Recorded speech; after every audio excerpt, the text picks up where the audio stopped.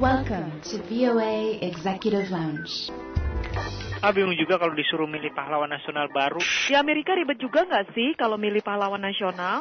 Apakah perdebatan mengenai gelar pahlawan nasional juga terjadi di Amerika? Simak obrolan kali ini di VOA Executive Lounge. Hey, langsung dari Washington DC, selamat bertemu kembali profesional muda. Senang sekali kita berdua dapat kembali lagi menemani Anda. Aryono Arifin di sini. Dan saya Dania Iman, tentunya di VOA Executive Lounge untuk Trija Network. Dania, ini hari penting loh di Amerika. Apa nih, Ri? Ini adalah hari diperingatinya sebagai Hari Martin Luther King. Iya, disebutnya sebagai federal holiday ya, yaitu hari libur yang diakui pemerintah. Betul. Instansi pemerintah libur dan sebagian sekolah juga libur ya, Ri ya? Iya, betul banget. Nah, Martin Luther King Day ini diperingati setiap hari Senin di minggu ketiga bulan Januari ya. Hari yang berdekatan dengan ulang tahun sang tokoh pada tanggal 15 Januari. Betul, seorang tokoh nasional yang mempunyai hari yang diperingati sebagai hari libur, pastinya penting banget nih, Dan. Penting dong ya. Dan proses sampai akhirnya disetujui negara, pasti prosesnya nggak gampang ya. Iya, mungkin ini beda-beda tipis dengan perdebatan gelar pahlawan nasional yang sedang terjadi di Indonesia ya. Iya, betul banget tuh. Iya. Wah, itu menarik banget nih kalau kita telusuri nih. Iya. Siapa yang bisa kita wawancarai ya, Dan ya? Nah, narasumber kita ini adalah seorang pengamat politik dan kandidat PhD di bidang administrasi negara dari Universitas Virginia Tech. Siapa coba orangnya? Waduh, kayaknya kenal nih.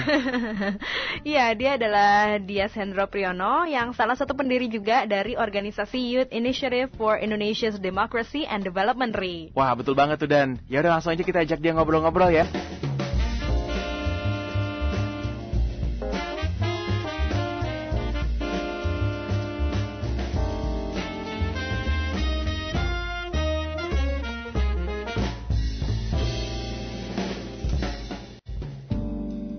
VOA Executive Lounge Profesional Muda, Dania Iman di sini, dan saat ini saya sudah terhubung dengan Dias Hendro Priyono, yaitu kandidat PhD di Virginia Tech jurusan Administrasi Negara dan juga salah satu pendiri organisasi masyarakat di Indonesia bernama Youth Initiative for Indonesia's Democracy and Development. Langsung aja kita sapa. Halo Dias, apa kabar? Baik saja. Terima kasih nih Dias atas waktu yang telah Anda luangkan untuk VOA Executive Lounge kali ini ya. Oh ya, sama-sama Dania. Ya, nah hari ini nih Dias adalah hari Martin Luther King ya di Amerika ya, Martin Luther King Day. Mungkin Dias bisa ceritakan sedikit seberapa penting sebenarnya hari ini di Amerika? Ya, Martin Luther King atau biasa disebut MLK ya, dia tuh aktivis civil rights movement di Amerika atau gerakan untuk mengakhiri diskriminasi ras di Amerika berawal tahun 1950-an, khususnya di Amerika bagian selatan di bawah kayak Alabama, Georgia, Louisiana, yang saat itu masih menganggap warga kulit hitam adalah warga kelas 2. Dan semua ini berdasarkan peraturan daerah yang ada pada saat itu yang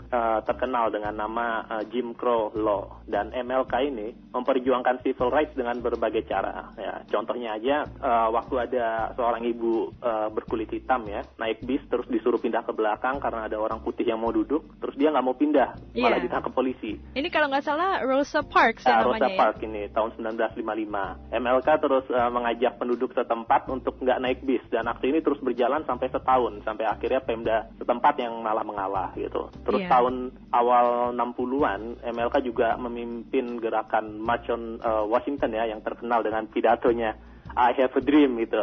Dihadiri sekitar 300-an ribu orang. Dan gunanya ini untuk mengangkat topik diskriminasi di bagian selatan ke tingkat nasional yang akhirnya berujung atau menghasilkan suatu undang-undang yang bernama Civil Rights Act tahun 64 yang melarang diskriminasi terhadap warga kulit hitam dan juga membatalkan semua perda-perda atau peraturan daerah yang memperbolehkan diskriminasi. Jadi Martin Luther King dianggap berjasa, dan hari ini menjadi hari yang penting karena jasa MLK ini dalam mengakhiri diskriminasi. Walau kemenangan ini juga pada akhirnya harus berakhir dengan tragis ya, karena terbunuhnya Martin Luther King berapa tahun setelah itu. Nah, sebetulnya bagaimana nih dia seorang tokoh seperti Martin Luther King bisa diakui sebagai istilahnya tokoh nasional ya?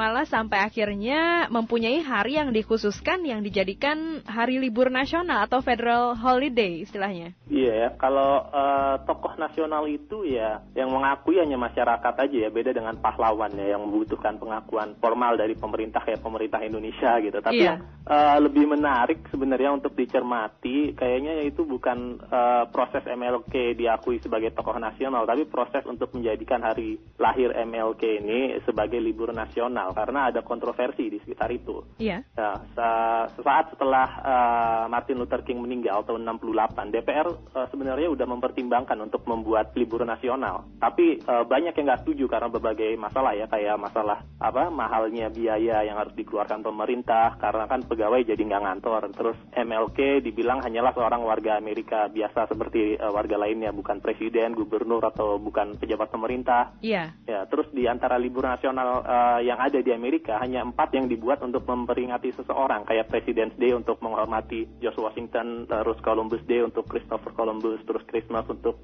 memperingati hari lahirnya Yesus. Jadi sangat kontroversial untuk menyamakan seorang Martin Luther King dengan ketiga tokoh besar itu. VOA Executive Lounge Profesional Muda dan Iman di sini, dan saat ini saya masih terhubung dengan Dias Hendro Priyono, kandidat PhD di Virginia Tech jurusan Administrasi Negara dan juga salah satu pendiri organisasi masyarakat di Indonesia bernama Youth Initiative for Indonesia's Democracy and Development. Kalau di Indonesia kan ada istilah pahlawan nasional ya Dias ya, yaitu bisa dibilang orang-orang yang dianggap berjasa bagi bangsa Indonesia. Nah kalau di Amerika apakah ada penobatan pahlawan nasional?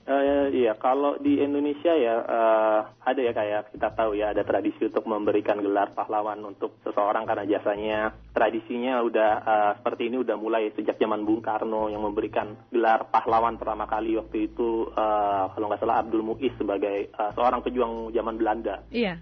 Dan hal ini diteruskan sampai sekarang sehingga udah ada sekitar 140-an orang jadi pahlawan ya dalam berbagai kategori ya, pahlawan revolusi lah, proklamasi, kemerdekaan nasional gitu. Iya. Kalau di Amerika sebenarnya saya sendiri juga gimana nggak tahu gitu apakah presiden bisa memberikan gelar pahlawan, karena yang saya tahu bisanya itu tanda jasa kayak Presidential Medal of Freedom atau Medal of Honor kalau di tentara ya, di militer, terus Congressional Gold Medal yang diberikan dari DPR. Kalau pemberian gelar pahlawan saya nggak pernah dengar sih, karena kalau sebutan hero itu sendiri kalau di sini ya di Amerika lebih digunakan untuk misalnya polisi, pemadam kebakaran, tentara yang pergi ke Irak, yang Afghanistan gitu, petugas yang menangani bencana alam atau orang-orang yang melakukan kegiatan sosial lainnya gitu. Oke.